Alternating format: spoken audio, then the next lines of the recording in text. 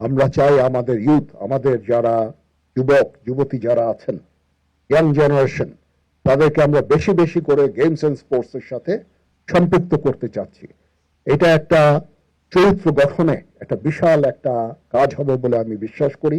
আমি জীবনে কখনো কোনো স্পোর্টসম্যানকে খারাপ কাজে জড়িত হতে দেখিনি। গেমস এন্ড স্পোর্টস এর এটাই হচ্ছে মাহাত্ম্য। আমি কখনো কোনো দেখিনি যে স্পোর্টস এর সাথে জড়িত কোনো ব্যক্তি বা স্পোর্টসম্যান ওই গাঁজা খাচ্ছে, খারাপ কাজ করে বেড়াচ্ছে। I have never seen.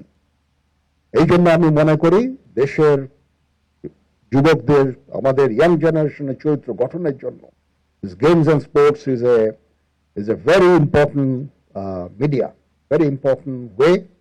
এবং গেমস এন্ড স্পোর্টসে আমরা তাদেরকে বেশি বেশি করে সম্পৃক্ত করতে চাই।